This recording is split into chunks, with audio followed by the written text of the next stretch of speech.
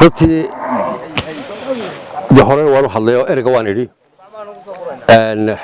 waxaan baan rabaa inaan aad u iftiimiyo fariin aan u gudarayo dadkii aan ka soo jeeday anigoo qoladii galbeedka ee Somaliland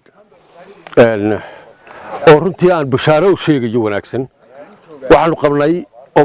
ciradaale aan aaminsanaa inaan nimcada dhulka Somaliland maanta gobolka ka muuqata inaan Somaliland sidan ahayn baan aaminsanaa runtii waxaan aaminsanaa inay ummadda culayska haysta galbeedka annagana lagu wada tiirsan yahay beeraha annagu leenahay horumarka annagu leenahay culays noocaas inuu jiro laakiin runtii arrinkaas maanta aad buu isku bedelay weliba waxaan ahaa run baan ku celcelinayaa dadka aadka u dhawaaqi jira lahaa warqoladii saaq baana dhacday iyo waxa ka sheekay jira laakiin maanta waxaan dareemayaa inuu saaqba wada awma yahay isaga cadilin yahay inaan arrinka soo fikiraynayba aanu hayn runtii laba qodob baa aad yaa ka muuqda halkan gobol aad iyo aad u qiimo badan dadkiisu wanaagsan yihiin barwaaqo iyo nimcawle يعني وحي خيرات بني آدم يقول كفاني لها ودن لا لكن مشكلة أولى جرتاي تاي تذكرون بوجا خير سومالي لاند إيه تذكر السومالي لاند يهين وإنه عنو يهين ما أوجين بقى دي يعني هدان لسنتين وبين لقى شيء لما أوجادر and therefore تذكر أنا وحنا هاي وتذكر الجري يوم معك الجرتا بيرا جرا لو جرتا and هود كان بنون قاني ودت بير جيل جرا هو عنده اللي تجرين بحسب ما قاني لكن رنتي ودن بلارن دولهانا بلارن oo boqolkiiba 40 Soomaaliland ka ah nimcadiisuna inta in leeyahay ka tahay hadaynu si nabad ahaan iyo dawlad ahaan isku maamulno oo dadkana codkooda la dhageysto oo codkooda saaxiga la soo gudbiyo waxaan qabaa in Itoobiya ka marmayno culayska ugu weyn ee Soomaaliland haysta maanta xoolo iyo cuntaba iyo khudrad waxaan ku tiirsanahay Itoobiya oo doonteen naga yeeli kartaa saacadu doonteen naga yeeli kartaa laakiin khayraadka inta leeg iyo dhulka inta leeg ee beero iyo xoolo iyo macdan iyo foox wax walba leh gobolkeenu ku yaala beeraha ku yaala waxa isleeyahay Soomaaliland marka la isku daro boqolkiiba 40 bay ka noqonayaan boqolkiiba 40 ayay ka noqonayaan masla waxaan runtii u mahad celinayaa saxaafadda ilaa inta dadaalisa jararka nagala dhacaysa ana waxaan u mahadnaqaynaa dadka xilliga aan wareegayno ee dhulka abaarahan wareegayno waliba dadka inta dadka ummadda u loogayee hilib iyo baruur wax laga dhargayo waan u mahadnaqaynaa runtii dawlad dadkina waxaan leeyahay galbeedkina waxaan leeyahay war bal ka soo baxa guryaha ka soo baxo ummado kale ayaa jirtiyo dal kale iyo ummado kale jirto cagaar kale oo badan baa dhulka jiray bal la soo arko runtii dawladana waxaan ku adkeynaya waan ku celcelinaya dalku ma aha gobolada galbeedka bariguna dal bay noo jooga dad bay noo jooga dhul baa yaala dhulkaan ka faa'iideysan khayraad ku jira saxaafadana waxaan oranayaa war arrinka faafiya nimcada dalkeena ka jirta ilmada xukuumadda maanta hay dawladda hay dardaarmay waxa leeyahay dawladay waxaan baryahan murankeenu ku badan yahay aroosyada Hargeysa xaflad baa laga soo qayb gali waayo halkaas soo jiidana warkaale dadka arko dalka la arko markaynu wada aragno dabeedna gudbina calaanna wax iyaga maaha cambaarayna maaha daliilna maaha waxa jiray wanaag ma sheegnaa aad baa u mahadsantahay salaamu calaykum waraxmatullahi wabarakaatuh waa ogtiino anagu waxaanu ka nimi Hargeysa ka soo socdaalay safarkan oo aanu ku talagalay inuu qaato ugu yaraan 10 cisho waxaanu marka hore ujeedadayadu ahayd inaanu soo marno oo aanu indheendheeno dhulka gobolada Togdheer iyo Saraar iyo Sanaag abaaruhu sida ay u saameeyeen taasi waa ujeedada koowaad markaanu gobolka Togdheer soo galay ayaanu abaarta la kowsanay hadal haynta abaarta biyaha la dhaaminayo dadka dariiqyada tuban ee ka wada hadlaya halkay biyo ka heli laayeen iyo halkay booyad ka heli laayeen markaanu soo galay gobolka Saraar ee aanu dhowr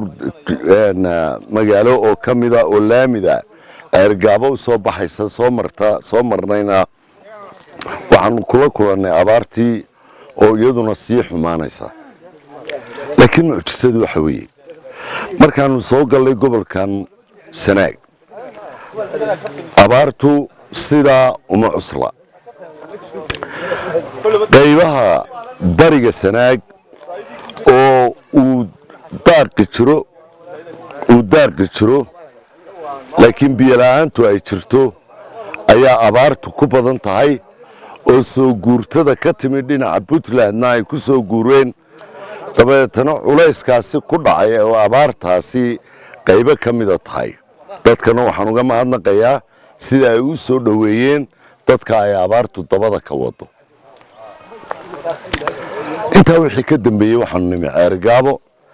magaalada ceerigaabo iyo wixii ka xiga dhinaca jihada dhinaca kale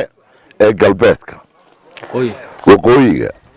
waanu daadegnay waxaanu marnay dhul dharfooyina buuro taayirku oo keliyihii bannaan yahay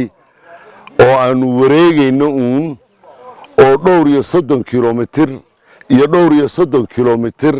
oo mararka qaarna aanu 7 saacadood soconaynay mararka qaarna aanu 4 saacadood soconaynay waxaan xiise geliyey aakhirkii waxaanu ku soo daadegnay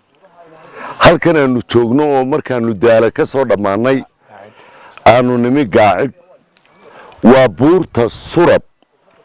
oo aanu iskuullada ku dhigan jirnay markaanu carruurta ahayn inay tahay buurta dhulka Soomaaliyeed ugu dheer shimbirbiris baa la yiraahdaa mar dhow bay muuqaalkeeda idin tusi doonaan inamadu waa buurta ay daruurtii iyo dhagaxii isgaadheen dhulka gobolkan Sanaag halkan aanu joognaa waa magaalada gaacir la yiraahdo waa dhul beereed kaligeed maaha inta ku xeeran oo dhan oo dhowr iyo 10 magaalo ah dhammaantood sidaas bay dhul beereed u yihiin oo beeruhuna beer biyood u yihiin maaha beero roob waxa la yaab leh khudaartu waxay uga baxday maxaa ka galay khudaarta hoose iyo geedka sare oo liin macaan iyo cambe iyo maange iyo liin dhanaan iyo mid walba leh dadku way dhalaalayaan waa dad khudrad cuna caanihii lo'da way ku haystaan caano xoolaadkii kale way ku haystaan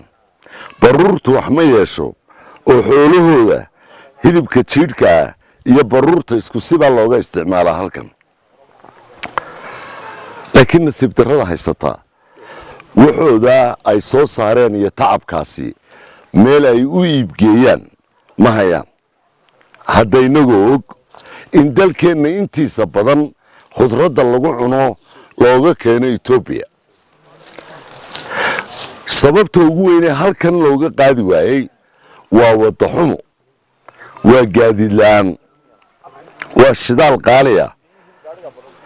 sidaa awgeed ayay bisaylka xaddaafka ah khudraddu sidaa ku noqotaa marka dambena ay geedka ka soo daadataa sidii jannada waxa kaloo la yaab leh sidii uu maxamed sheegay min buur ilaa buur min magaalo ilaa magaalo umushu ma haysato ambalaas waddo marana ma haysato iyadoo gacmaha lagu sido ayaa lala doontaa halka ugu dhow ee uu qof daweyn hayaa ama irbad hayaa uu joogo in badan oo ka midii waxay ku dhiig baxdaa dariiqyada waxaan la yaabay saako aan meydh joogay magaalooyinkii ugu qadiimisanaaya ee xeebta oo degmo weyn oo caana ah iskuul dugsi sare ah ma laha manaan filayn inaanay dugsi sare lahayn lamaba anoo tii la yaaban bangaacirimi iskuulba ma jiro kuwa kalaanimi iskuulba ma jiro dugsi sare iska daay iskuul hoose ayay dirqi ku samaystaan oo ay ku helaan oo macallinkuna inuu joogo buuraha dhexdooda bilo ay ku adkaataa markuu fasaxiisa gaari uu ku fasax tagaba waayo gobolka Sanaag wuxuu leeyahay sifooyin ama calaamado cajiib ah marka koowaad waa gobolka ugu ballaaran ee Somaliland oo wuxuu isku leeyahay 3 gobol ama 4 gobol oo Somaliland ka mid ah marka labaad waa gobol leh khayraadka dal uu u baahan yahay oo dhan wuxuu leeyahay buuro dhan oo ay dadku ku dareeraan oo macdan laga qodanayo dahabku ugu qaalisan yahay wuxuu leeyahay beerahan aanu dhex joogno oo beer biyooda iyo durduro wuxuu leeyahay kalluun iyo badda ugu dheer ee xeebta ah wuxuu leeyahay dekado yaryar oo dekada kalluumaysi ah oo aan dhismahoodii qabyo ka yahay oo ay la'yihiin laashkii isla la'yihiin laashkii iyo dekadii iyo kalluunkii ay la soo baxeen suuqii ay geyn lahaayeen waxay leedahay gobolku dalxiiska ugu qaalisan ee uu yeelan lahaa dal waxaa ku taal buurtan waxaa ku taal buurta daalo waxaa ku yaalla dhulka aanu marayno ee aad arkayso oo mar dhow ay muuqbaahiyaha idinka tusi doonaan daaraha fillooyinkaa ee buuraha bartankooda ku yaalla dadaal badan oo ay dadku sameeyeen weli may helin dowladnimo caawisa ilaa ingiriiskii oo u suuq geysa oo waddo u samaysa maantana waabay ugu daran tahay oo waxaad arkaysaa sidiina looga sheegay magaalooyin badan markay abaartu hareeraha ka dhacdo ee lagu soo guuro ee la isugu wada yimaado halkan culayska ku dhacaya waxa uu keenaa inay yaraato wax soo saarka niyaddii iyo laabtii ay dadku u hayeen tacabka badan ee ay samayn laayeen waxaa kaloon arkay inkastoo ay somalilan la qabto dadka ku nool gobolkan sanaag wuxuu u badan yahay dhallinyaro xooga laakiin gobollo badan oo kale oo aynu joogno oo aynu ku nool nahay waxay kaga fiican yihiin waxay ogol yihiin ciidda waxay ogol yihiin inay foorarsadaan oo ay beertaan oo ay qotaan waxay ogol yihiin inay u adkaystaan inta geedkaasi u go'ayo waxay ogol yihiin tacabkooda inay marka dambe ku raaxaystaan waxaan ilaahay ka baryaynaa inuu gobolkani noqdo gobolka ugu weyn ee haddii balaayaba dhacdo ilaahay naguma keenee aynu dhammaanteen ku baxsanno dadkuna ay fahmaan nimcada ku duugan dowladuhuna ay u soo degdegaan oo waddada iyo suuqgeyntaba ay ka caawiyaan warkii waxaa dhameeyey labadaa mas-uul ee ila socday cabdulaahi maxamed daahir cukuse iyo maxamed jaamac abgaal oo laba nin oo miisaan culus iyo weliba maxamed cabdi elig oo isna halka ka hadlay baa hadalkii intii aan odhan lahaaba yidhi in badan baan anigu halkan hadalkaasoo kale ka idhi meelo kalena aan ka idhi laakiin cod dheer bay iyana maanta ku sheegeen inta ay sheegeen bayna hadalku uu ku egyahay baahiyahu dhammaantood waa baahiyo jira hadday noqoto waxbarashadii hadday noqoto caafimaadkii iyo hadday noqoto kaabayaashii kale dhaqaalaha waxyaabaha ugu adag say sheegeen waxaa ka mid ah waddada halkan soo gasha deegaankan oo ah deegaan ballaadhan oo aad u ballaadhan gaacir quray xuseen xidhxidh baa jira hareed oonu soo dhaafnay dabla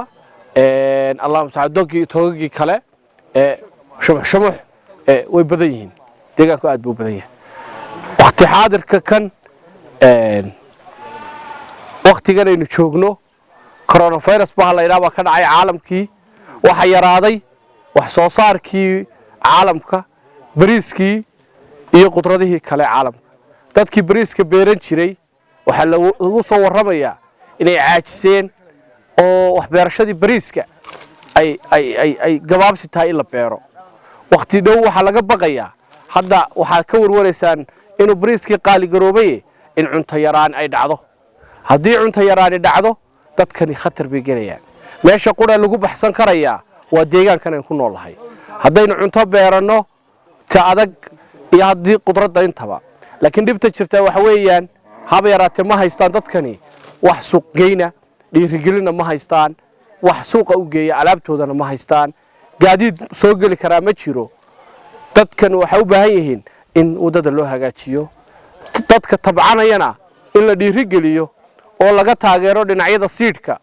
iyo waxyaabaha kale ee muhiimka ah ciid nafaqaysan waa la hayaa oo ciid nafaqale way taallaa wax soo saarka dalka oo dhan halkan waa laga soo saari karaa waqtiyadii hore ee berigii hore dowladihii hore jiri jireen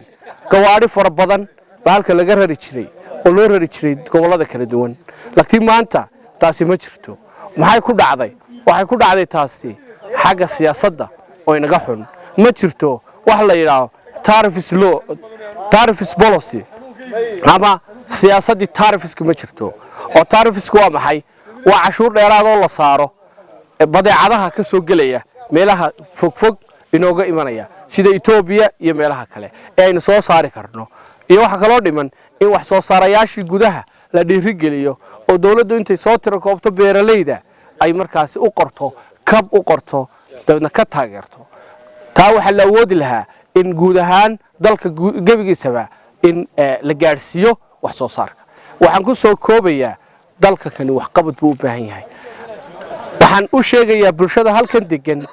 ha isku halaynina dawladan isku halayn karnaa ma jirto waqti xaadirkan waxaynu qabsano oo baynu qabsan karaynaa baaq waan u dirayaa ilmo bilaadan hay'adaha caalamiga ah waxaan leeyahay caalamka iskaashi baa ka dhaxeeya dhinaca horumarka oo haddii meel quri horumarto oo dalka kale inta kale dib u dhacdo waxa weeye dib u dhac dalka oo dhana hay'adaha caalamiga waxaan leeyahay deegaanadan kaalaya wax ka qabta waxa jira gaab ama itaal darri dawladeed oo aan deegaanka soo gaarin meelaha dawladuhu ku itaal daran yihiin NGO-yada caalamiga ah waa gaabka buuxiya oo halka buuxiya waxaan soo jeedinayaa hay'adaha caalamiga ah inay deegaanka yimaadaan ka shaqeeyaan